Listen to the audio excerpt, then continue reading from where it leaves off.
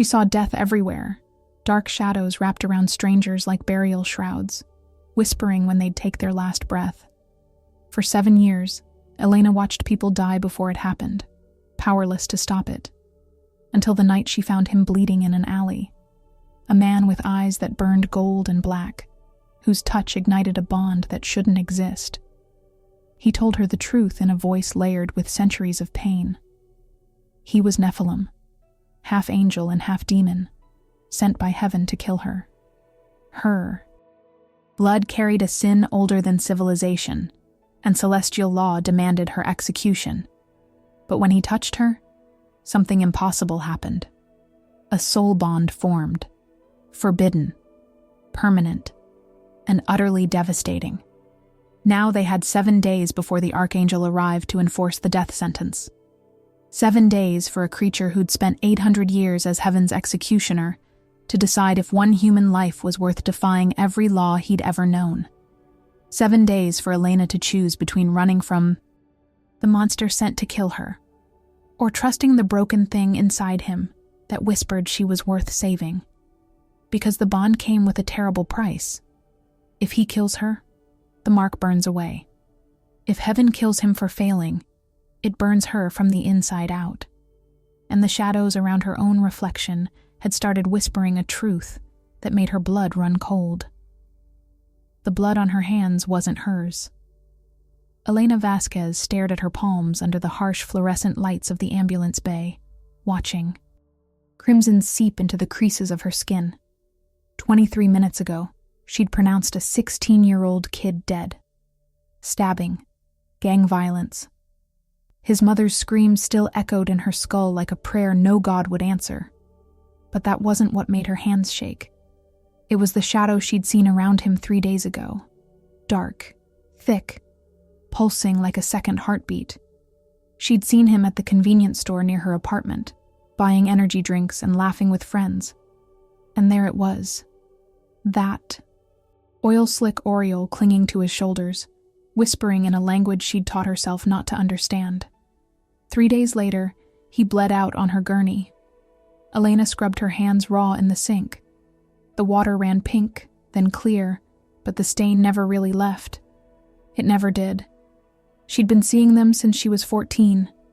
Shadows that wrapped around people like funeral shrouds. At first, she'd tried to warn them. Her high school guidance counselor. A stranger at the bus stop. Her own father. He died anyway. Car accident. 2 weeks after she'd seen the shadow coil around his throat like a noose. After that, she learned to look away. Vasquez. Her supervisor's voice cut through the white noise of the ER. Go home. You've been on for 16 hours. She nodded without meeting his eyes. Couldn't risk seeing if he had one too. The walk to her apartment took 40 minutes. She could have taken the bus, but she needed the cold November air to scrape the death off her skin. The city was alive.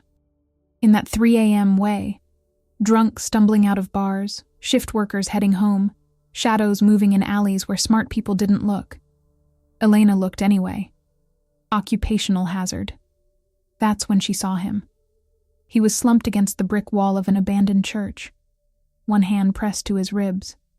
Even from 20 feet away, she could see the blood. Too much of it, soaking through a white shirt that probably cost more than her rent. His head was tilted back, face half hidden in the dark. But the streetlight caught his profile. Sharp jawline, dark hair falling over his forehead, and his eyes, one burned gold. The other was black as a void, threaded with veins that pulsed deep red. Elena's breath caught. She'd seen a lot of things in 7 years as a paramedic. Overdoses, burn victims, a man who'd been hit by a subway train and somehow lived. But she'd never seen eyes like that. She should have kept walking. Every instinct screamed at her to turn around, go home, pretend she'd seen nothing. Instead, she crossed the street. Hey. Her voice came out steadier than she felt. You need help? His head snapped toward her, and the movement was wrong. Too fast, too fluid, predatory.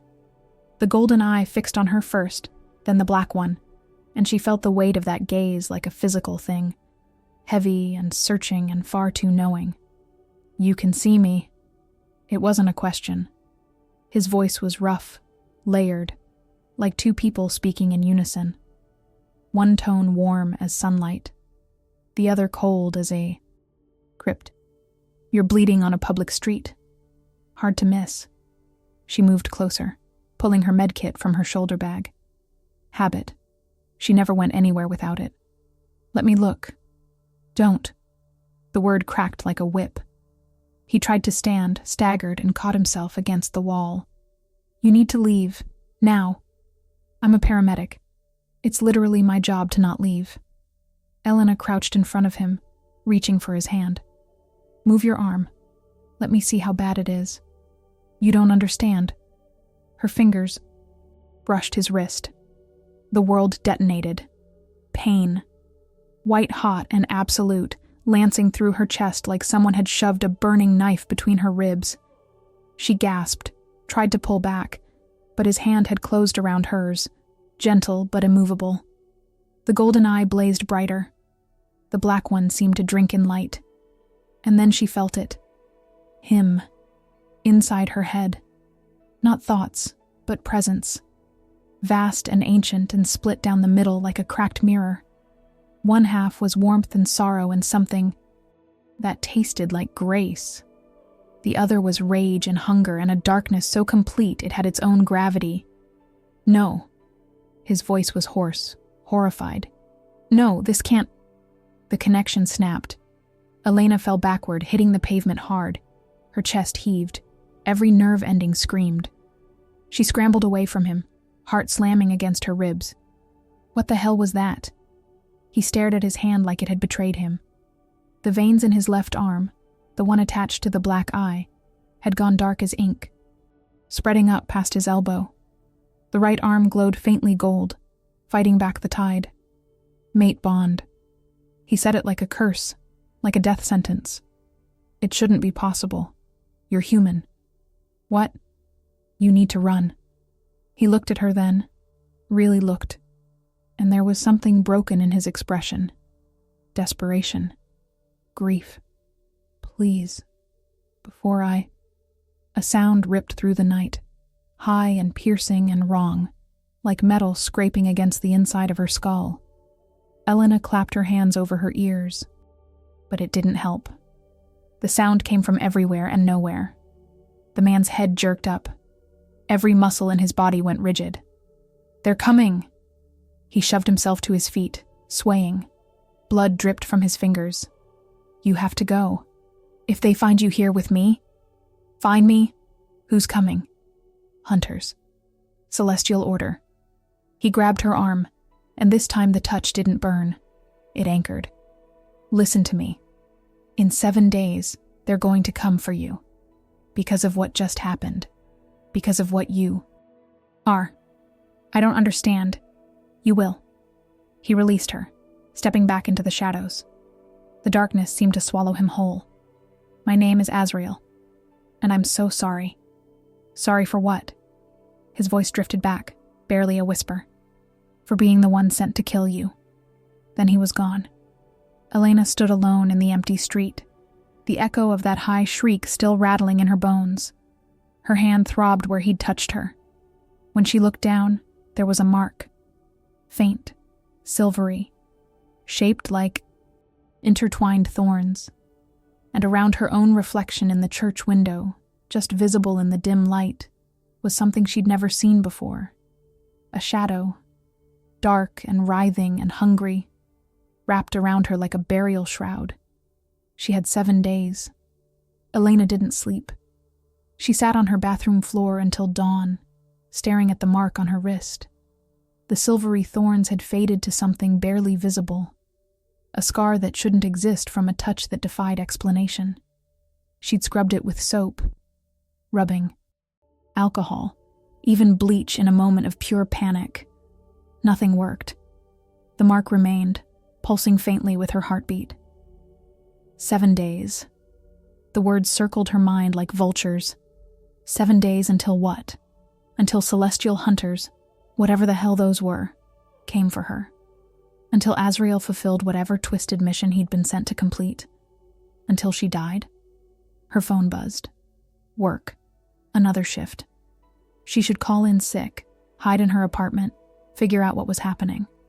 Instead, she found herself showering, dressing, walking to the hospital on autopilot. Because the alternative was sitting still with her thoughts, and that felt more dangerous than anything waiting outside.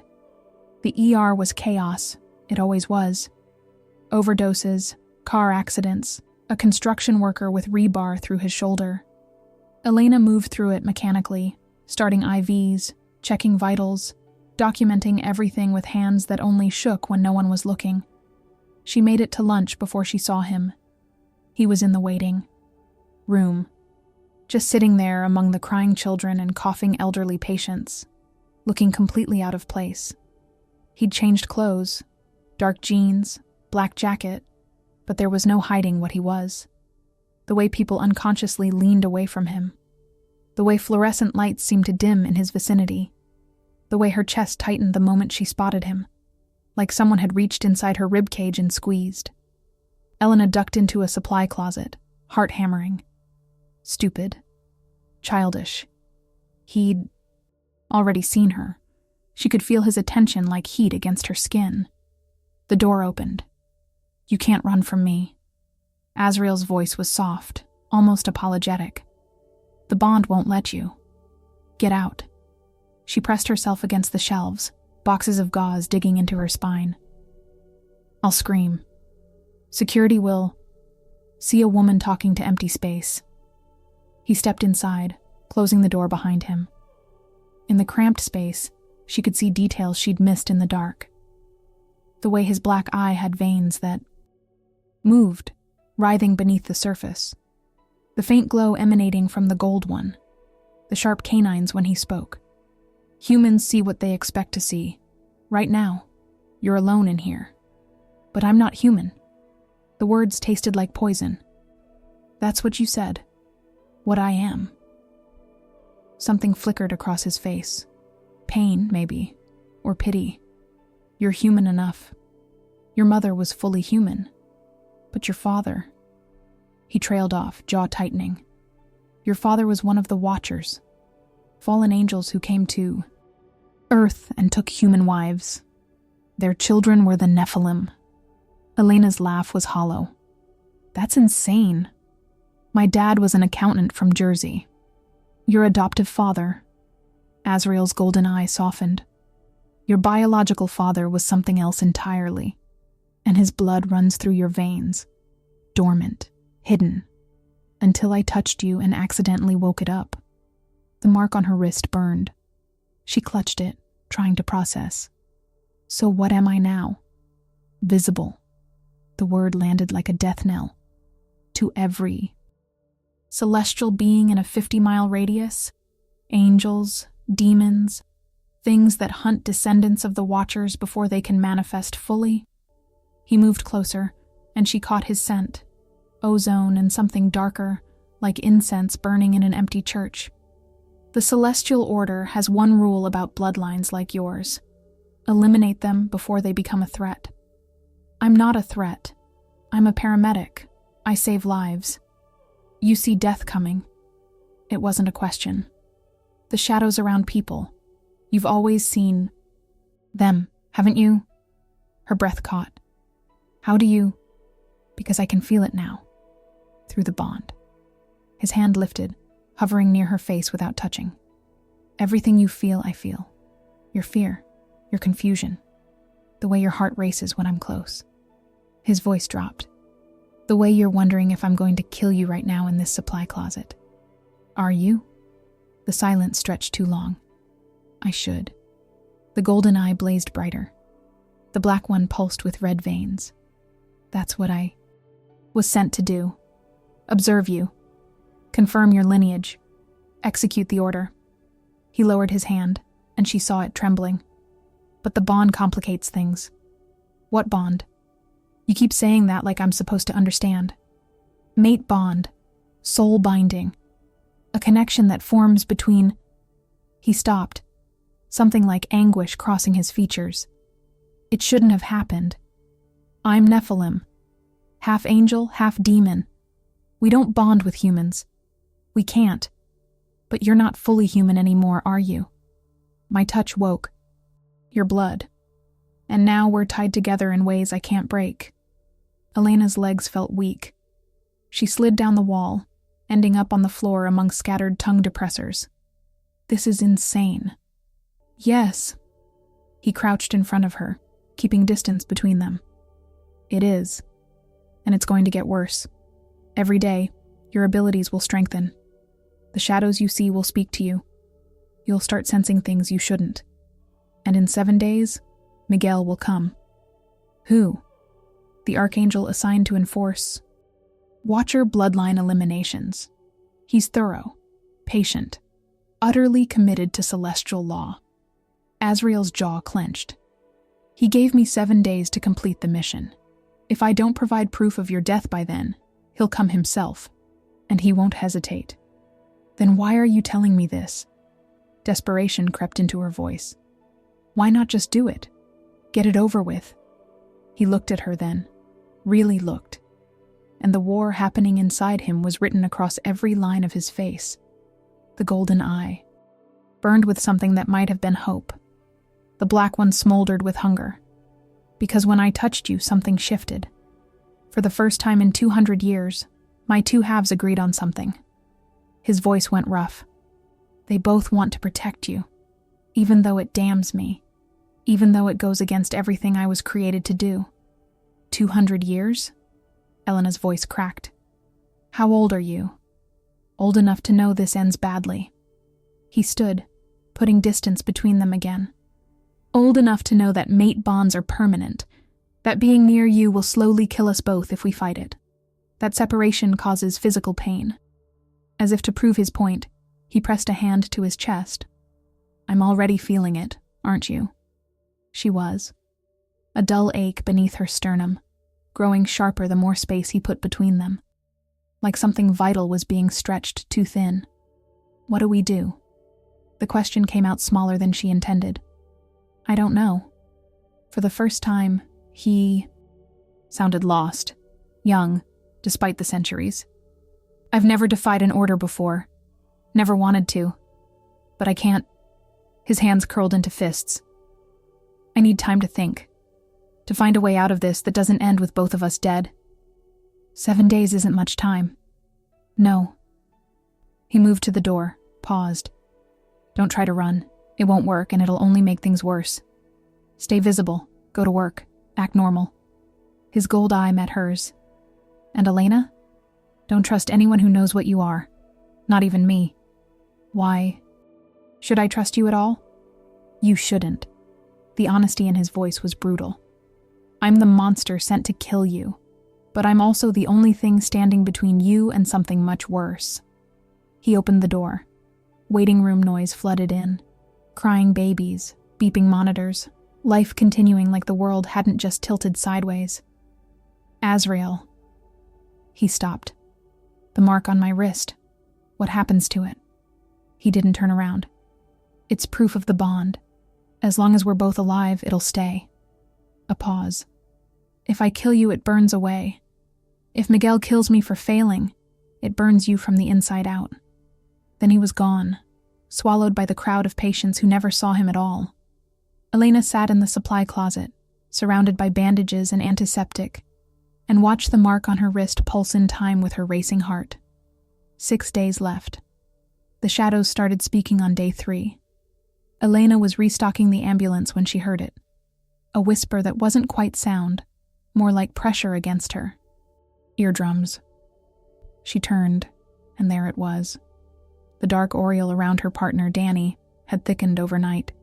It coiled around his neck like smoke, and now it had a voice. Aneurysm. 48 hours. He won't feel it until it's too late. She dropped the oxygen tank. It clattered against the metal floor, and Danny looked up from his phone, concerned. You okay, Vasquez? No. She wasn't okay. She was losing her mind. Fine, just slipped. But it wasn't fine, because now she couldn't unhear it. Every patient who came through the ER doors brought whispers with them. Car accident in 3 days. Cancer. Undiagnosed. Heart attack during sleep. The shadows cataloged death with clinical precision, and Elena couldn't make them stop. She lasted until her shift ended before she broke. Her apartment felt suffocating. She'd tried everything: sleeping pills, meditation apps, blasting music until her neighbors complained. Nothing drowned out the whispers. By 2 a.m., she was pacing her living room. Exhausted and wired, when the ache in her chest became unbearable. The mate bond. Azrael had warned her about this. Separation pain. She pressed her palm against her sternum, trying to breathe through it. It felt like someone was slowly tightening a wire around her lungs. Worse, she could sense him. Not thoughts, but presence. Distance. He was close. Maybe a few blocks away, but not close enough. The bond wanted proximity. Her body craved it like oxygen.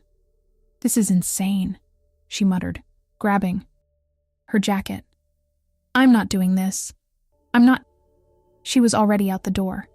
The night air bit through her clothes, but she barely felt it.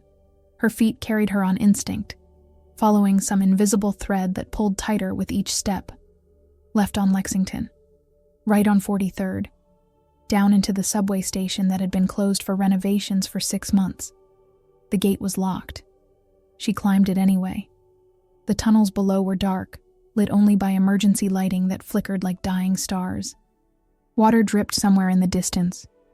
The air smelled like rust and something else, that ozone scent that clung to Azrael's skin. "You shouldn't be here." His voice echoed from deeper in the tunnel. Elena followed it, rage building with each step. "You don't get to tell me what to do. Not when you've turned my life into a nightmare." She found him in an abandoned maintenance room. He'd made a space for himself. Sleeping bag, supplies, books stacked against the wall. He sat on the concrete floor, back against rusted pipes, and even in the dim light, she could see he looked worse. The black veins had spread further up his arms, creeping toward his shoulders. The golden glow from his right side seemed dimmer, struggling. "The bond is pulling you." It wasn't a question. He didn't stand. "I'm sorry. I tried to stay far enough away that you wouldn't feel it." Clearly that didn't work. She stalked closer, and the ache in her chest eased with each step. By the time she stood over him, she could breathe again. "What's happening to you?" Consequence of defiance. He gestured to the black veins. "My demonic half wants to claim you, mark you, make sure no one else can have you. My angelic half wants to complete the mission. Kill you before Miguel arrives. They're tearing me apart from the inside." Which side is winning? Neither. Both. He finally looked up at her, and the exhaustion in his eyes was profound. "Do you know what it's like to be at war with yourself every second? To feel compulsion pulling you in opposite directions until you can't tell which thoughts are yours?" Elena sank down beside him, keeping a foot of space between them. The bond hummed with satisfaction at the proximity. "The shadows are talking to me now, telling me when people are going to die. I heard 23 different deaths today. 23 people I can't save because I see it coming but can't stop it. Your gift isn't salvation. It's witness." His voice was gentle. Too gentle for something that looked half demon. Watchers were called that for a reason. They observed humanity, recorded, bore witness to every moment, good and terrible. You inherited that. I don't want it. I know. He shifted, and his shoulder brushed hers. The touch sent electricity racing down her spine. I didn't want this either. Being born an abomination. Serving celestial orders I don't believe in. Spending 2 centuries as an executioner because I'm too useful to kill and too dangerous to free. She turned to look at him. Really look. Up close, the duality was even more striking. The right side of his face was almost beautiful. Sharp features, golden eye that held warmth despite everything. The left side was harder, colder, with that black eye that seemed to absorb light. But both sides looked tired, ancient, lonely. How many? she asked quietly. How many people like me have you killed? He was silent for a long moment. 47. The number hit like a physical blow. 47. People who didn't choose their bloodline, who probably didn't even know what they were. Yes. And you just followed orders. His jaw tightened. I told myself it was necessary, that Watcher bloodlines were dangerous, that I was protecting the balance between celestial and infernal forces. I made it clinical, quick, merciful, I thought. He looked at his hands.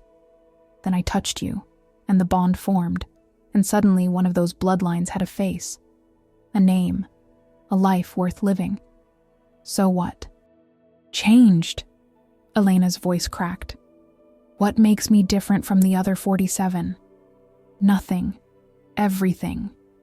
Azrael's golden eye met hers. You're not different. That's the problem. You're just as innocent, just as undeserving as they were.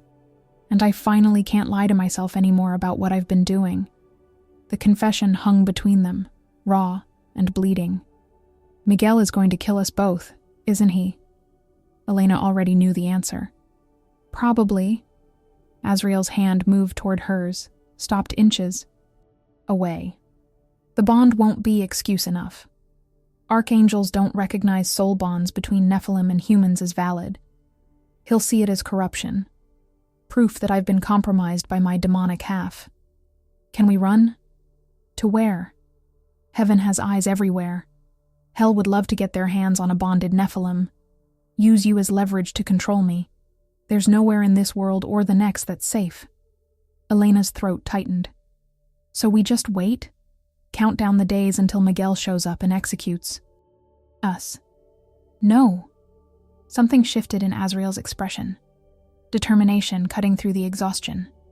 I've been researching. There are texts, old ones, from before the Great Flood, that mention bonds like ours. Not many, but enough to suggest we're not the first. What happened to them? Most died, but some... He reached for a book on the floor, flipped it open to a page covered in symbols Elena didn't recognize.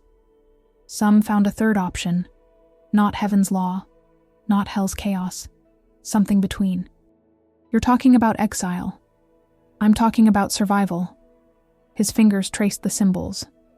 If we can prove the bond is genuine, not corruption or compulsion but actual soul resonance, there's a chance Miguel won't execute us. He might just cast us out. Mark us as separate from celestial jurisdiction. Might? Elena's voice was sharp. You want to bet our lives on might? I want to bet our lives on the fact that archangels, for all their rigidity, still believe in free will. Azrael closed the book. Miguel enforces the law, but the law was created to protect choice. If we choose each other, knowingly and freely, despite every reason not to, there's a chance he'll respect that. And if he doesn't... Azrael's hand finally closed over hers. The touch sent warmth flooding through her, chasing away the cold that had lived in her bones since that first contact. Then we face him together. And at least I won't die having spent 200 years as something I hate. Elena should have pulled away. Should have been terrified of the creature beside her. Half angel, half demon, executioner of her bloodline. Instead, she laced her fingers through his and felt something slot into place. Not just the bond. Something deeper. Recognition. 4 days left, she whispered. 4 days to prove we're worth saving. His thumb traced circles on her wrist, over the mark.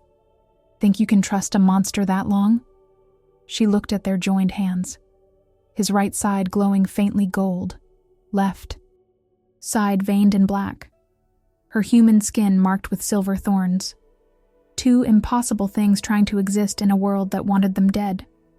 I think, she said slowly, that you're not the only monster in this room anymore.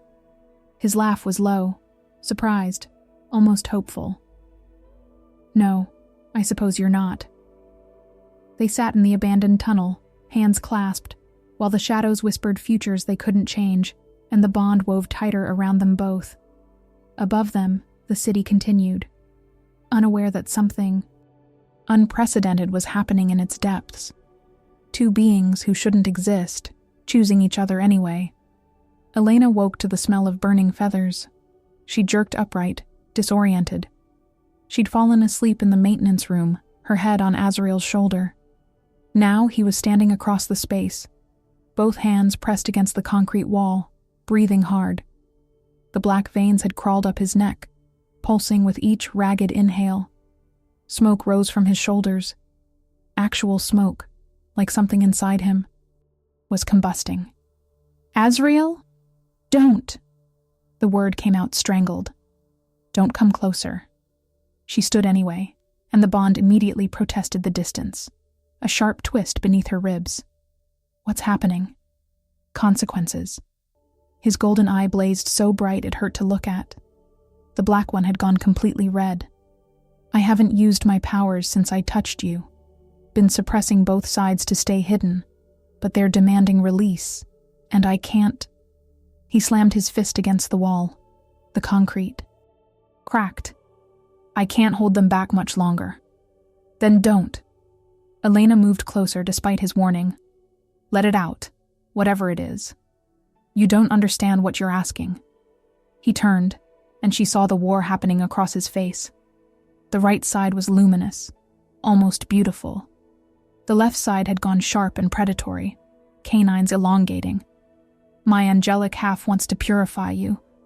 Burn away the Watcher blood until you're human again. My demonic half wants to corrupt you. Drag you down until you're something else entirely. Both would destroy who you are. So use them somewhere else, not on me." "It doesn't work like that.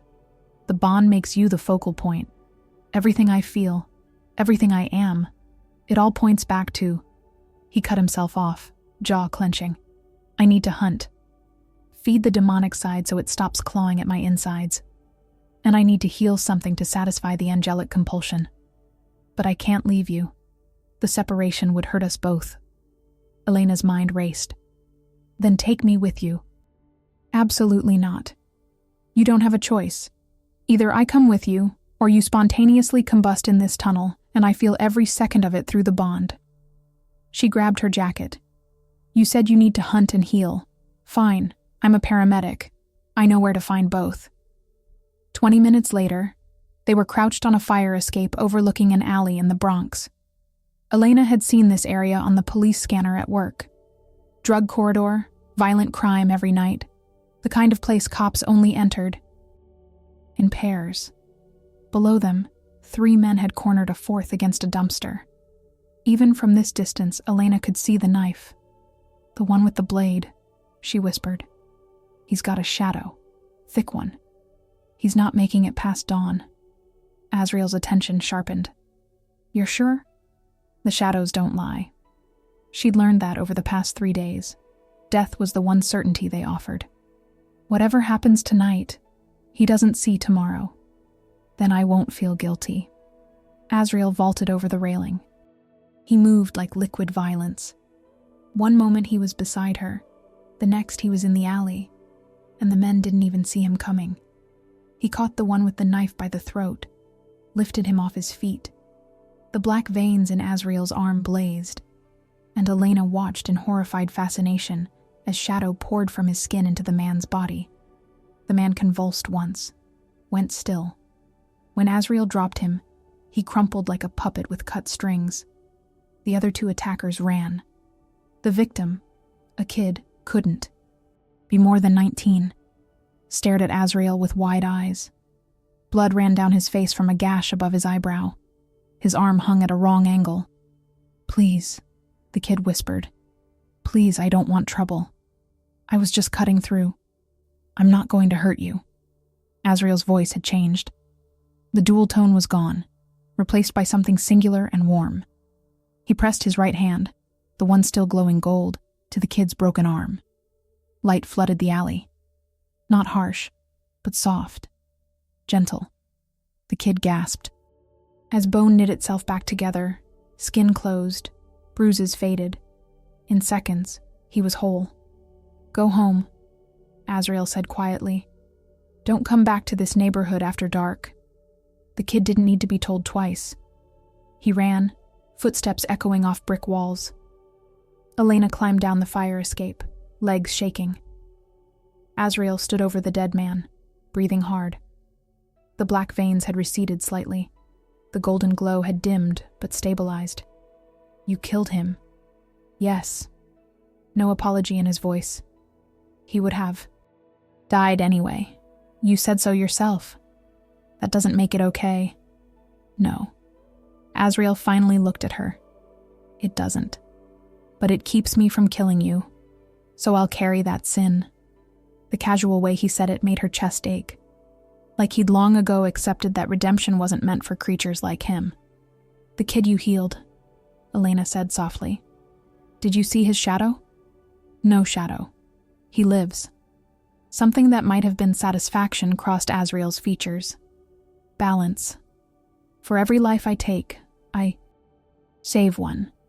It's not enough to erase what I've done, but it's something."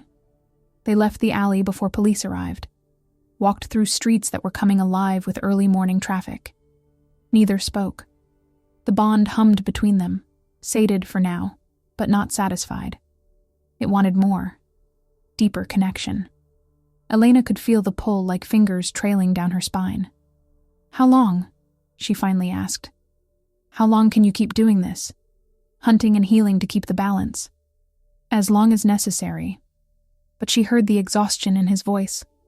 "Or until Miguel arrives and it doesn't matter anymore." 3 days left. They ended up back at Elena's apartment. Azrael had been reluctant, too exposed, too many potential witnesses, but the bond demanded proximity, and the tunnel felt too much like a tomb. Her studio was small, cluttered with medical textbooks and takeout containers. Painfully human. Azrael stood in the center of the room like he didn't know where he belonged. "You can sit," Elena said, tossing her jacket on the couch. "I'm going to shower. Try not to smite anything while I'm gone." His laugh was unexpected. Rough, but genuine. No promises. The hot water felt like absolution. Elena stood under the spray until her skin turned pink, trying to process what she'd witnessed. Azrael had killed a man with a touch, had healed another just as easily, and she'd felt both through the bond. The dark satisfaction of the hunt, the warm peace of restoration. They'd both felt right in ways that terrified her. When she emerged, wrapped in a towel with wet hair dripping down her back, Azrael was exactly where she'd left him. Still standing, still looking lost. "You really don't know how to be human, do you?"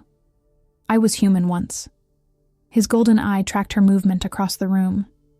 "A long time ago, but I barely remember it anymore." Elena grabbed clothes from her dresser, paused. "What were you, before?" "A soldier. Crusades." He said it matter-of-factly, like discussing the weather. "I died in Jerusalem, throat cut by a man I'd considered a friend. And instead of heaven or hell, I woke up as this, trapped between both, belonging to neither. I'm sorry. Don't be. I've had 8 centuries to make peace with it." He finally moved, sitting on the edge of her couch. Though peace might be the wrong word. Acceptance, maybe. She disappeared into the bathroom to change, mind reeling. 800 years. 800 years of being alone, of following orders, of killing people like her. The weight of that existence felt crushing. When she came back out, Azrael had his head tilted back against the couch, eyes closed. In repose, he looked less monstrous, almost vulnerable. The black veins had faded to thin lines. The golden glow was barely visible. Elena sat beside him, close enough that their shoulders touched. The bond sighed with contentment. "Tell me about them," she said quietly. "The 47. His eyes opened. "Why?" "Because they deserve to be remembered as more than a number, and because you need to say their names." She turned to face him. "You owe them that much." For a long moment she thought he'd refuse. Then he started speaking, and once he started, he couldn't stop. Names poured out. Mikhail in Prague, Yuki in Kyoto, Thomas in Boston. Each one came with a story, brief glimpses of lives cut short, a teacher, a musician, a mother of 3, people who died because of blood they didn't choose. Elena listened to all 47, witnessed his confession, and when he finally fell silent, she took his hand. "You can't undo it," she said, "but you can make different choices now. Like choosing you." It wasn't a question, even though it damns me. Maybe damnation is just another word for choosing love over duty. She leaned her head against his shoulder, felt him tense, then slowly relax. Maybe that's what free will actually means. They sat like that, as dawn broke outside her window, painting the sky in shades of gold and red. 2 impossible beings, holding on to each other while the clock counted down. 3 days until judgment. 3 days to prove they were more than the sum of their sins. Miguel arrived 2 days early. Elena was at work when she felt it. A pressure drop so severe her ears popped. Every shadow in the ER went still. Silent. The whispers that had become constant background noise cut off mid-sentence, and the sudden quiet was deafening. Then the lights started flickering. Not normal electrical. Failure. Each fluorescent tube blazed impossibly bright, then died, then blazed again in sequence. Like something was moving through the building, and reality bent around it. Elena. Azrael's voice in her head, sharp with panic. She'd learned over the past 2 days that the bond allowed communication when emotions ran high enough. "Get out. Now. He's here." She didn't question it. Dropped her clipboard, grabbed her bag and headed for the exit. Her supervisor called after her, but she was already running. The hospital parking lot was chaos. Car alarms shrieked, streetlights exploded in showers of sparks, and in the center of it all stood a figure that hurt to look at directly. Miguel was beautiful in the way nuclear explosions are beautiful, awe-inspiring and utterly devastating. He wore human form like an ill-fitting coat, too much radiance contained in too small a vessel. His eyes were white fire. His presence made the air taste like ozone and sanctity. Azrael materialized. Between Elena and the Archangel, both arms spread wide. Black veins crawled up his neck, but his right side blazed gold, fighting to match Miguel's intensity. "You're early," Azrael said, voice steady despite the tremor in his shoulders. "You're compromised." Miguel's voice resonated on frequencies that made Elena's bones ache. "I can see the bond from here. Taste it. You've become exactly what we feared, Azrael, corrupted by proximity to forbidden bloodlines.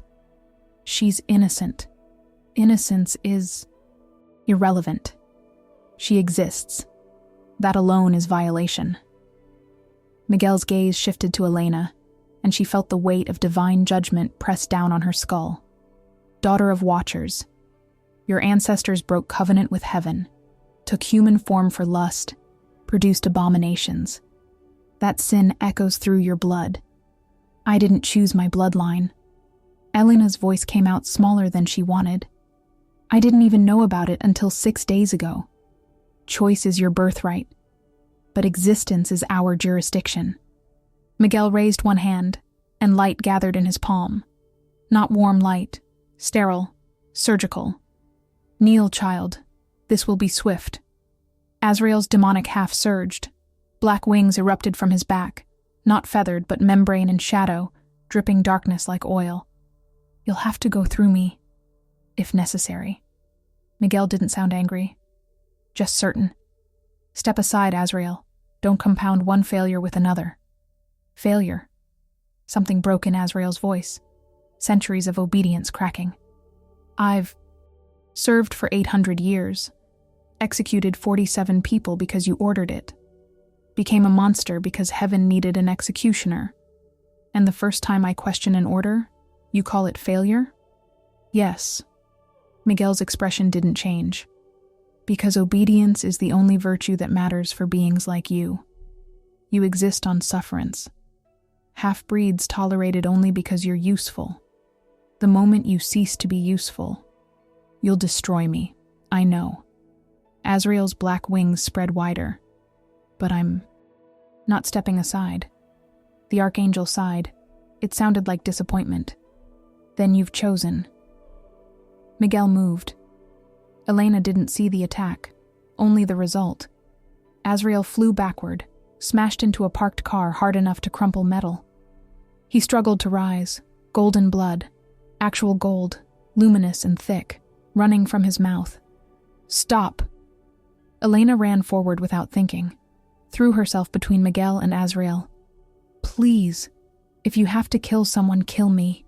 But don't make him watch. Don't make him. Carry one more death. Miguel paused. For the first time, something that might have been curiosity crossed his features. You would die for him? For a creature that was sent to execute you? He didn't. She was shaking so hard her teeth chattered. He chose me instead. Chose defiance. Chose love. Isn't that what free will is supposed to be about? Free will is for humans, not abominations. Then what does that make him? Elena gestured to Azrael, who was climbing to his feet, wings dripping. Shadow onto concrete. He's half angel. Your side. Doesn't he get a choice? Angels don't choose. They obey. Then you've created slaves, not servants. The words came from somewhere deep and reckless. And you're so busy enforcing obedience that you can't see when something real happens. Something that breaks your rules. Because rules were never meant to account for this. She held up her wrist. The silver thorns blazed, responding to her emotion. This bond. You said it shouldn't exist, but it does. We didn't choose it, but we chose what to do with it. We chose each other. And if your law can't bend for that, then maybe your law is wrong. Silence. The car alarms had stopped. The lights had stabilized. Even the wind seemed to hold its breath. Miguel stared at her for a long moment. Then his gaze shifted to Azrael. Is this true? You bonded with her involuntarily? Yes.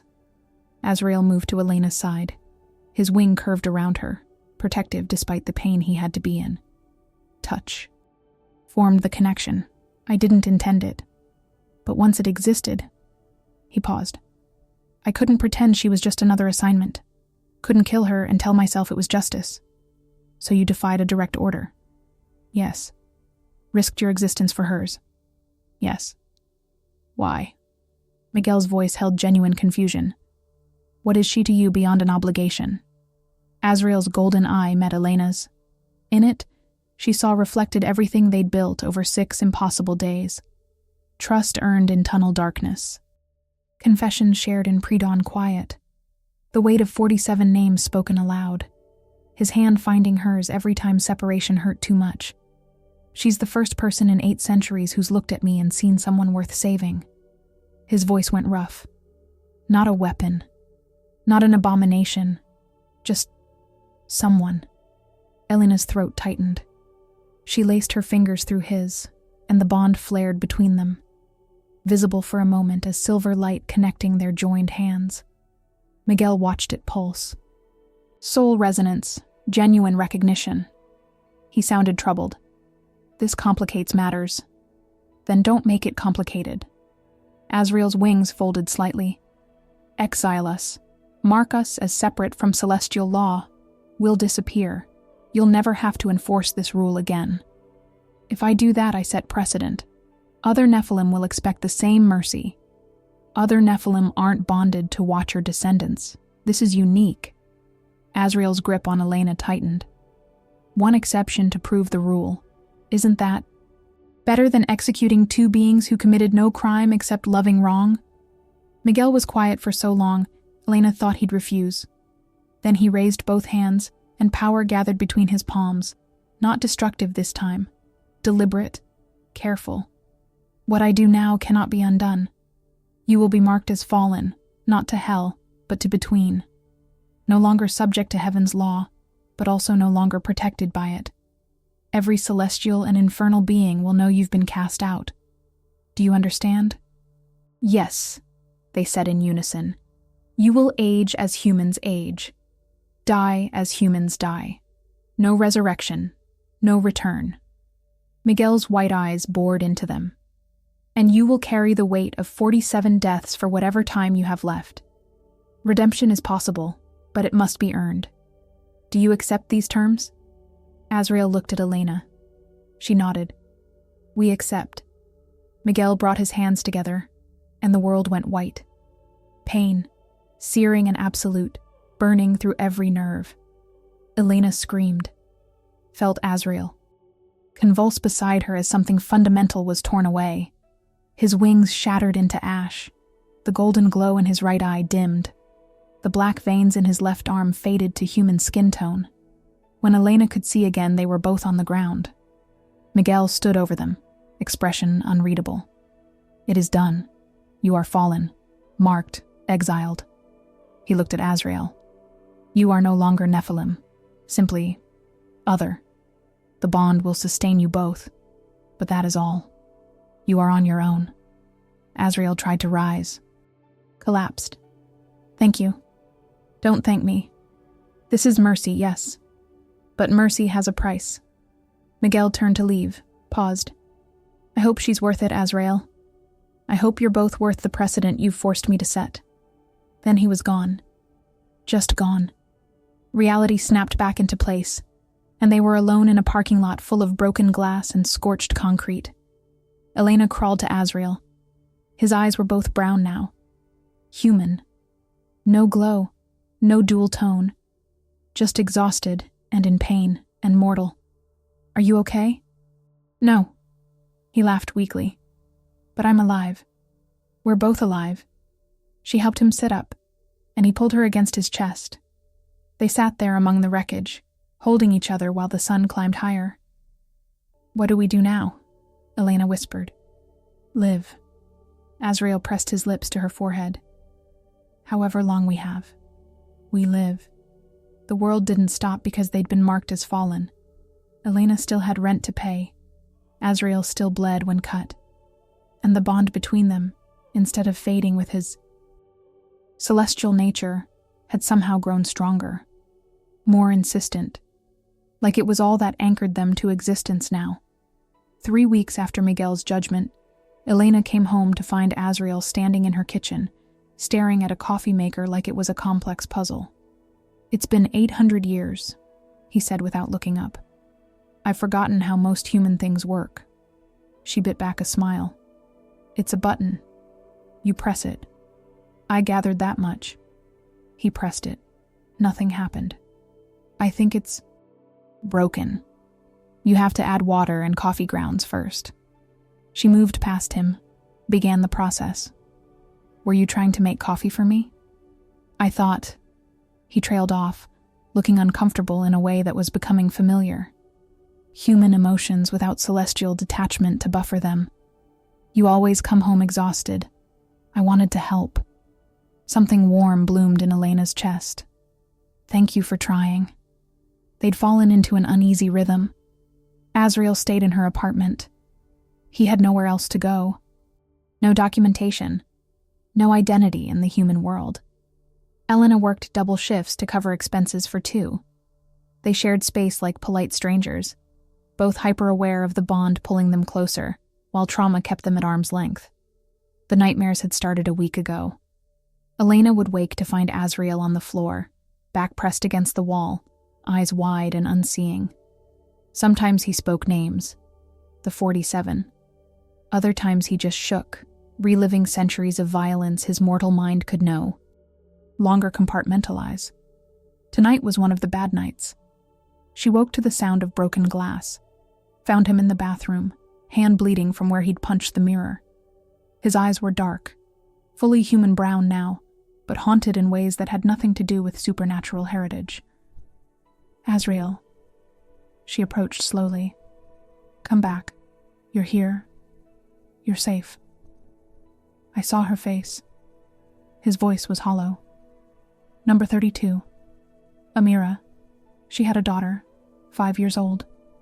I remember because the child was there when He cut off, looking at his bleeding hand like he didn't recognize it. How did I do this for so long? How did I tell myself it was necessary? Elena guided him to the couch, got her medical kit. Because you didn't have a choice. Because they made you into a weapon and aimed you at targets. That's an excuse. He watched her clean the cuts, face expressionless. I had choice. I always had choice. I just took the coward's path. Obedience was easier than rebellion. She rapped, gauze around his knuckles. You're rebelling now. Too late for 32 of them. You can't undo the past, but you can honor their deaths by living differently now. She tied off the bandage. That's what redemption means. Not erasing what you did. Becoming someone who wouldn't do it again. He looked at her then. Really looked. And something in his expression made her breath catch. Why do you stay? You could have walked away after Miguel marked us. The bond would have hurt, but you could. Have survived it. Could have. Didn't want to. Elena sat beside him, close enough that their shoulders touched. The bond hummed approval. You're not the only one trying to figure out how to be human. I spent 7 years seeing death coming and doing nothing, watching people die because I was too afraid to try to save them. That's different. Is it? She held up her wrist. The silver thorns had faded, but still visible. We're both carrying weight, both trying to figure out if we deserve a future. Might as well do it together. Azrael's hand covered hers. His touch was warm now. Human. No supernatural heat or cold. Just skin against skin, and the steady thrum of connection between them. I don't know how to do this, he admitted quietly. Be with someone. The bond makes me want. He stopped, jaw tightening. It makes me want things I have no right to want. Elena's pulse quickened. What things? Closeness. Intimacy. Not just physical, though that too. His thumb traced the mark. On her wrist. I want to know everything about you. Your childhood. What makes you laugh. Why you became a paramedic. I want to memorize the way you look when you're thinking hard about something. He paused. And I have no idea if that's the bond talking, or if it's actually me. Does it matter? Elena turned her hand, lacing their fingers together. The bond formed because something in us recognized each other. It didn't create the attraction. It just amplified what was already there. And what was there? His voice had gone rough. For you? She considered the question. Thought about that first night, seeing him bleeding in an alley, the way every instinct had screamed danger. But she'd approached anyway. How his duality, brutal and gentle, monstrous and vulnerable, had fascinated rather than repelled her. Curiosity at first, she said honestly. Then recognition. You looked at me like you saw past all the walls I'd built. Like you understood what it meant to be something you didn't choose. She met his eyes. And when you chose me over your mission, over 8 centuries of obedience, that's when it became something else. What? Something worth staying for. She leaned closer, felt his breath hitch. Something worth fighting for. Even when it's hard. Especially when it's hard. The space between them had narrowed to inches. Azrael's free hand came up, cupped her face with a gentleness that seemed impossible from someone who'd dealt death for so long. If I kiss you, he said softly, I won't be able to pretend this is just the bond anymore. Good. Elena closed the distance. The kiss was tentative at first, careful, like he was afraid she might shatter. But when she pressed closer, his control cracked. His hand slid into her hair, angling her head as the kiss deepened. The bond flared between them. Pleasure and relief and recognition cascading through the connection, until Elena couldn't tell where her feelings ended, and his began. When they finally broke apart, both breathing hard, Azrael rested his forehead against hers. I'm going to fail you, he whispered. I don't know how to be what you need. I don't need you to be anything except honest. She ran her fingers through his hair. Human brown now, no longer shifting with emotion. We'll figure it out. Together. One day at a time. They stayed like that. Foreheads touching. breathing each other's air. Outside, the city continued its endless noise. Inside, two impossible beings tried to build something ordinary from extraordinary circumstances. The next morning, Elena woke to find Azrael gone. Panic seized her immediately. The bond thrummed with distance, but not pain, which meant he was close. But where? She found him on the fire escape, sitting in early morning light. For a moment, she just watched him. He'd changed so much in 3 weeks. The supernatural aspects stripped away, leaving only the human underneath. Vulnerable, breakable, real. Couldn't sleep. She climbed out. To join him. Didn't want to wake you with another nightmare. He glanced at her, something uncertain in his expression. Elena, last night, was real, she interrupted. For both of us. The bond didn't force anything. It just made us brave enough to be honest. Relief flickered across his face. I've been thinking about what you said. About redemption. About living differently. He turned to face her fully. I want to try something. If you'll help me. What? The families. Of the 47. His voice was steady despite the pain in his eyes. I can't bring them back. Can't undo what I did. But I can try to give their families closure. Let them know their loved ones didn't just disappear. That someone remembers them. Elena's throat tightened. Azrael, that's probably impossible. Definitely painful. But necessary. He took her hand. I've spent 8 centuries running from consequences. I need to face them now. Even if it destroys me. She looked at their joined hands. Thought about what he was proposing. Tracking down families across continents and centuries. Confessing to murders he couldn't prove. Opening old wounds that might never heal. It was insane. Impossible. Exactly the kind of thing that would break them both. Okay, she said. We'll do it together. His eyes widened. You don't have to. I know, but you're not doing this alone. She squeezed his hand. You said we're partners in this. Partners don't let each other carry weight alone. Something that might have been hope crossed his face. Fragile. Precious. The kind of thing that could be destroyed with a word. Instead, she kissed him. Gentle and sure. A promise. One family at a time, she whispered against his lips. We'll make it right. However long it takes. The first family lived in Boston. Thomas Chen had been number 43. Killed 6 years ago in his apartment. Made to look like a heart attack. He'd left behind a sister, Michelle, who still lived in the same building where her brother had died. Elena and Azrael stood outside the brownstone for 10 minutes before either of them could move. We don't have to do this, Elena said softly. We can turn around, find another way. There is no other way. Azrael's jaw was tight. She deserves to know her brother didn't die from natural causes, that someone is responsible, that someone remembers. They climbed the steps. Azrael knocked. The woman who opened the door was in her early 40s, wearing scrubs. Nurse, Elena guessed. She had the same eyes as the man in Azrael's memories. Dark, intelligent, wary. Can I help you? Michelle Chen? Azrael's voice was steady, but Elena felt the terror coursing through the bond. My name is Azrael. I need to talk to you about your brother, about Thomas. Michelle's expression shuddered. I don't know who you are, but 6 years ago, your brother died in his sleep. The coroner ruled it cardiac arrest, but you never believed it. He was healthy. 32. No history of heart problems. Azrael met her eyes. You were right not to believe it. It wasn't natural causes. Who are you? Michelle's hand tightened on the door. How do you know? Because I killed him. The words fell like stones.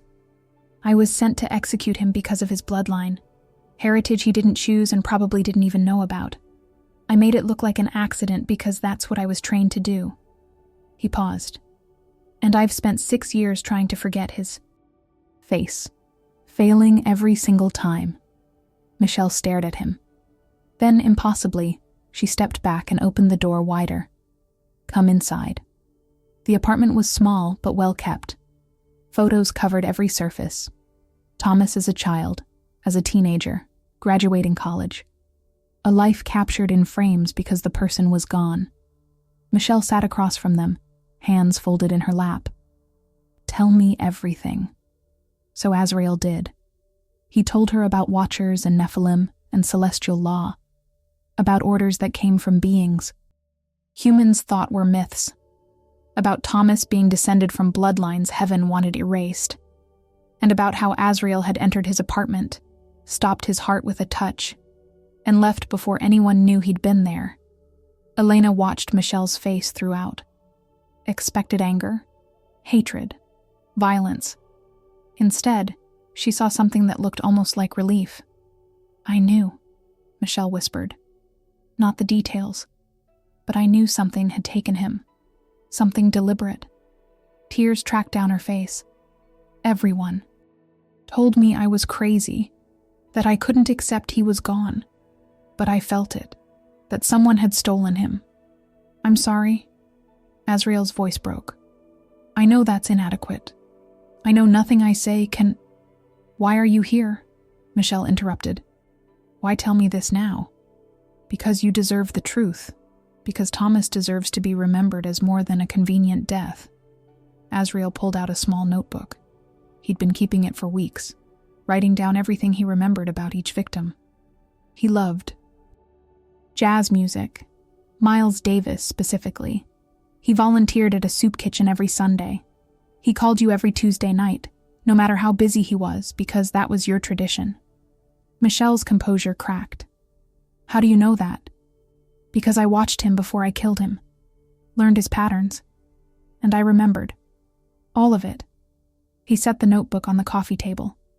"His life mattered. What was done to him was wrong, and I can't fix it, but I can make sure someone knows. Someone besides me." Michelle picked up the notebook with shaking hands, flipped through pages filled with Azrael's careful handwriting. 47 names, 47 lives documented in painful detail. "You killed all of them?" "Yes. And now you're what? Seeking forgiveness?"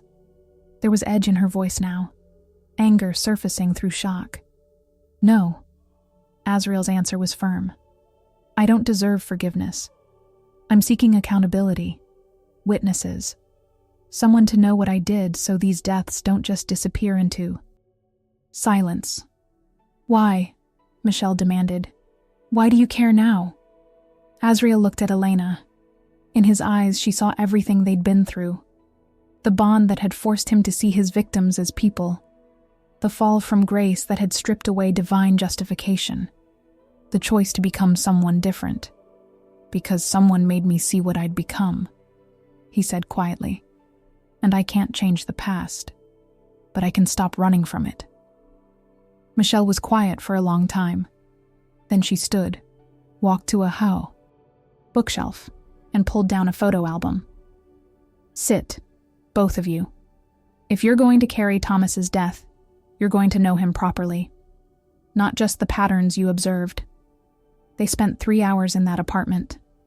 Michelle showed them photos, told stories, shared memories of a brother who'd been taken too soon. She cried, laughed, got angry, threw the photo album once. It hit the wall near Azrael's head, and he didn't flinch, just waited for her rage to crest and break. Finally, exhausted, Michelle walked them to the door. "I don't forgive you," she said. "I can't. What you did is unforgivable. I know. But I'm glad you came. Glad you told me the truth." She touched the notebook he'd left with her. "And I'm glad someone remembers him properly." They left as evening fell, walked to a park 2 blocks away, and sat on a bench while Azrael fell apart. He didn't make sound, just shook, tears running silently down his face while 800 years of suppressed grief finally broke. Through, Elena held him, and through the bond she felt everything, the crushing weight of 47 deaths, the relief of confession, the agony of facing consequences he'd avoided for centuries. 1 down, he finally whispered. 46 to go. Elena kissed his temple. We'll get through them, I promise. They spent the next 2 months tracking down families. Some conversations went like Michelle's, painful but cathartic. Others went worse. A widow in Seattle threw them out. A mother in London called them demons and tried to perform an exorcism. A son in Cairo listened to everything, then calmly tried to kill Azrael with a kitchen knife. Elena stopped him. Barely. The bond let her sense the attack coming a split second before it landed. He has the right, Azrael said afterward, stanching blood from a gash on his arm. They all do. That doesn't mean I'm going to let you die. Elena wrapped the wound with shaking hands. Redemption doesn't require martyrdom, but it was taking its toll. She saw it in the new lines around Azrael's eyes, the nightmares that came every night now, the way he flinched when touched unexpectedly, like he expected violence. 3 months into their journey, they were in Portland visiting family number 19 when it happened. They'd just left the house, another difficult conversation, but the daughter had ultimately listened when Elena felt it. A prickling at the base of her skull. The shadows, which had been quiet since Miguel's marking, suddenly screamed. She spun around and saw him. Tall, pale, eyes like black ice, not celestial, not demonic, something else entirely. Azrael. The stranger's voice was smooth, cultured, wrong. The fallen Nephilim, how delightfully mortal you've become. Azrael moved in front of Elena instantly. Samael, what do you want? Samael? Elena's voice was tight. As in, Demon Prince, yes. The stranger smiled. It didn't reach his eyes. I've been watching your little redemption tour. Very touching, very futile. He tilted his head.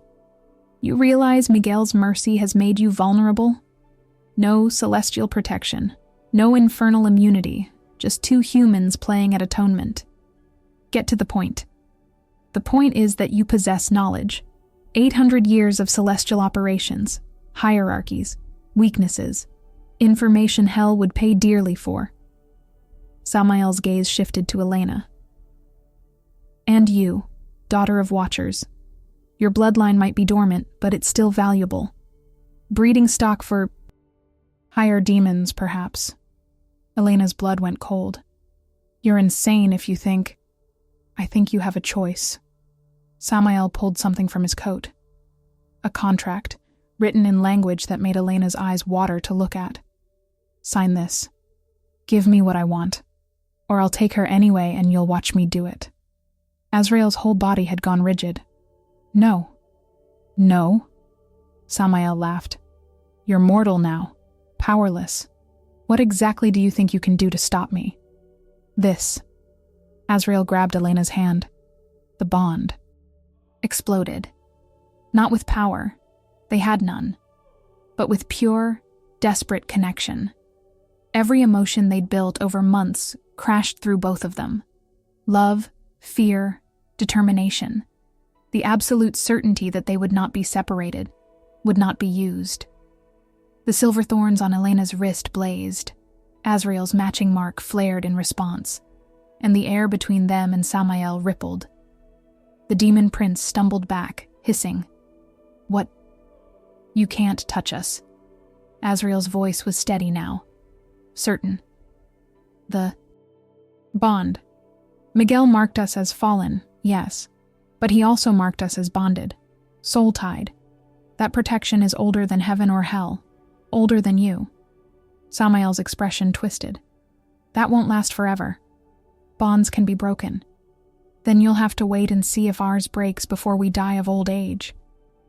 Elena stepped forward, holding tight to Azrael's hand. We're not afraid of you. It was a lie. She was terrified. But she said it anyway, and through the bond, Azrael drew strength from her. Certainty. Samael stared at them for a long moment. Then he smiled. Genuine this time, and far more frightening. Interesting. Very interesting. He tucked the contract away. I'll be watching, fallen ones. And when your bond inevitably cracks under the weight of his guilt and your mortality, I'll be there. Then he was gone, just vanished, leaving only the smell of sulfur. Elena's legs gave out. Azrael caught her, and they sank to the ground together, holding each other while adrenaline shook through them both. Is he right? Elena whispered. Will the bond break? I don't know. Azrael's honesty hurt. But I know I'll fight to keep it whole, however long it takes. 2 years later, they found family 47. Sofia Ruiz lived in a small coastal town in Northern California, in a house that overlooked the ocean. She was the mother of Isabella, number 1, the first person Azrael had killed under celestial orders 300 years ago. It had taken them this long to find her. Descendants scattered across centuries, records lost to time. But Azrael had been relentless, and Elena had helped him search through archives, genealogies, anything that might lead them to someone who remembered. Sofia was 92, frail but sharp-eyed. She opened the door and looked at them for a long moment before speaking. You're the one who's been leaving flowers at Isabella's grave. Azrael went very still. You knew? I visit every week. Started seeing fresh roses 6 months ago. Always white. No note. She studied his face. You have the look of someone carrying weight. Come in. Tell me why you've been mourning my daughter for 3 centuries. The house smelled like lavender and old books. Sofia made tea with steady hands, then sat across from them with the patience of someone who'd outlived most of their pain. Azrael told her everything. From the beginning. How he'd been sent to kill Isabella because her bloodline was deemed dangerous. How he'd made it look like illness. Fever that took her in 3 days. How he'd watched Sofia grieve from a distance, then moved on to the next assignment, the next death.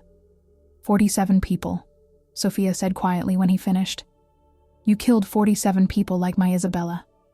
Yes. Azrael's voice was raw. They'd done this 46 times before, but it never got easier. And I've spent the last 2 years trying to face what I did. Tell their families the truth. Make sure they're remembered. And now you've come to me. The last one. Sofia sipped her tea. Tell me, Azrael, has this helped? Confessing to all these families? Has it eased your guilt? No. The honesty was brutal. If anything, it's worse. Because now I know them. Not just as targets, but as people who were loved. Missed. Who left holes in the world when they died. Good. Sofia's eyes were fierce. You should carry that. Every day. Every breath you take that they can't. I do. But you're also still alive. Still here. Still choosing to face consequences instead of running. She set down her cup. That matters too. Elena had been quiet throughout, but now she spoke. He's tried to make it right. We both have. It's not enough. It can never be enough. But we're trying. Sofia turned her attention to Elena. You're the one who changed him. The bond. I didn't change him. I just helped him see himself clearly. That's changing someone. The most profound kind. Sofia stood, moved to a bookshelf, and pulled down a leather journal. Isabella kept a diary. Did you know that? Azrael shook his head. She wrote about dreams she had. Visions. Said angels and demons were real, and humans were caught in the middle of their war. Sofia opened the journal to a marked page. 3 days before she died, she wrote this. If they come for me, I hope whoever they send remembers I was human first, that I loved sunrises and my mother's cooking and the sound of rain, that I wasn't just blood to be spilled. Azrael's face crumpled. I'm sorry. God, I'm so sorry. I know you are. Sofia closed the journal. And I think Isabella would be glad you finally learned to see what you were doing, even if it took 300 years. She handed him the journal. Keep it. Remember her properly. And when the weight gets too heavy, Remember that redemption isn't about erasing the past. It's about becoming someone who wouldn't repeat it. They stayed until sunset. Sophia told them stories about Isabella, her laugh, her dreams, the garden she'd kept. Azrael listened to every word, and Elena felt through the bond how he carved each detail into memory. One more name, one more person who'd deserved better. As they were leaving, Sophia caught Azrael's hand.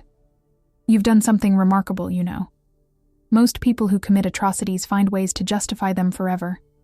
You faced yours. That takes a kind of courage I'm not sure I could manage." She squeezed his hand. "Don't waste the life you've been given." She wouldn't want that. None of them would. They drove back to their apartment in silence. They'd moved to a bigger place 6 months ago, 2 bedrooms, though they only used one. The second had become Azrael's study, filled with notebooks documenting every conversation, every family, every detail of the 47 lives he'd taken. Elena found him there at midnight, sitting at the desk with Sophia's journal open in front of him. "You okay?" "I don't know." He looked up at her. "It's done.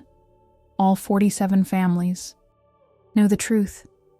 I've confessed everything, documented their stories, and now you have to figure out how to live with it." Elena moved behind him, wrapped her arms around his shoulders. "There's no magic endpoint where the guilt disappears.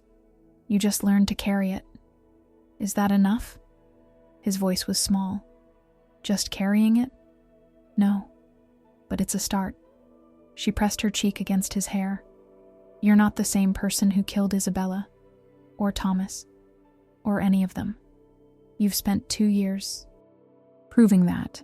At some point, you have to accept that growth matters. What if I don't deserve growth? Too bad." She turned his chair so he faced her. "Because you're getting it anyway, whether you deserve it or not. That's what love does. It forces you to become someone worth the faith placed in you." His hands came up to frame her face. "I don't know what I did to deserve you. You chose me. Every day. Even when it was hard. Especially when it was hard." She kissed him softly. "That's enough." They stayed like that for a while, holding each other in the quiet. Then Azrael pulled back, something shifting in his expression. "Marry me." Elena's breath caught. "What?" "Marry me." He said it with more certainty now. "Not because of the bond, not because we're obligated, but because I want to choose you in every way possible. I want the world to know you're mine and I'm yours. I want whatever time we have left to be official. Azrael, we're already bonded. What difference does—" "All the difference." His thumb traced her cheekbone. "The bond was involuntary. This is choice, pure, deliberate choice, and I'm choosing you. Will you choose me back?" Elena felt tears prick her eyes. 2 years ago, she'd been alone, seeing death everywhere, convinced she'd never have anything real. Now she had this. A former executioner who'd become her partner in every sense, who'd faced his worst sins because she'd asked him to, who looked at her like she was the only thing anchoring him to. Humanity. Yes. The word came out choked. Yes, of course, yes. He kissed her then, deep and sure and full of promise. The bond flared between them, but it felt different now. Not urgent or painful, just warm. Complete. They married 3 weeks later in a courthouse with no witnesses except the officiant. Elena wore a simple dress. Azrael wore the only suit he owned. They exchanged rings they'd bought from a pawn shop. Nothing fancy, but they fit perfectly. When the officiant pronounced them married, Azrael kissed her like she was oxygen and he'd been drowning. "I love you," he whispered against her lips. "I'll love you until this mortal body gives out. And if there's anything after, I'll love you there too. I love you too." Elena tangled her fingers in his hair. Monster and man. All of it. They went home to their small apartment. Made dinner together. Azrael had learned to cook over the past 2 years, though he still sometimes forgot basic steps. Ate while watching the sunset. Through their window. Talked about nothing and everything. That night, lying in bed with Azriel's arm around her waist, Elena thought about the impossible path that had led here. A touch that should have killed her. A bond that shouldn't exist. A choice made against every law of heaven and hell. "Do you think Miguel knows?" she asked quietly. "That we're married?" "Probably. Archangels tend to know things." Azriel's voice was drowsy, content. "Do you care?" "No. Just curious if he thinks we were worth the precedent." "I think," Azriel said slowly, "that Miguel saw something in us that even we didn't see yet. Two beings who could have chosen the easy path, me killing you, both of us dying, but instead chose the hardest possible option, living, facing consequences, building something real from wreckage. Poetic. I have my moments." He kissed her shoulder. "Sleep, wife. We have the rest of our lives to figure out what happens next." Elena smiled into the darkness. Wife. Such a simple word. Such a profound truth. She'd spent 7 years seeing death coming. Now, finally, she could see life arriving instead. Outside their window, the city glowed. Millions of people living ordinary lives, unaware that somewhere among them, 2 extraordinary beings had chosen to become ordinary too. To love. To atone. To prove that redemption wasn't granted. It was built, day by painful day, choice by choice. And in that small apartment, tangled together under worn blankets, they slept. Dreamless. For the first time in years, 2 fallen souls who'd found their way home in each other. Sometimes love doesn't save us from the darkness. It just makes the darkness worth facing. Elena and Azriel's story asks us a question that cuts deeper than any blade. What would you sacrifice for someone who was sent to destroy you? Would you have the courage to see the humanity in a monster? To choose connection over safety, knowing it might cost you everything? They didn't get a fairy tale ending. They got something harder, something more real. A chance to build redemption from the ashes of 800 years of sin. 47 lives taken, 47 families faced. And through it all, 2 impossible beings proving that choice matters more than destiny. The bond didn't make them love each other. It just forced them to be honest about what was already there. And maybe that's what real love is. Not the absence of darkness, but the willingness to stand in it together. To face the weight of past sins and choose each other anyway. To become something new, not by erasing what came before, but by refusing to let it define what comes next. In a world that wanted them dead, they chose to live. In a cosmos that called them abominations, they chose to be human. If this story moved you, if it made you question what you'd do when faced with an impossible choice, hit that like button and share it with someone who needs to hear that redemption is possible even for those who think they're beyond. Saving. Subscribe to follow more stories that dive into the messy, beautiful truth of what it means to choose love when everything tells you to choose survival. Because sometimes the bravest thing we can do is believe that broken things can heal, if we're willing to hold them gently enough.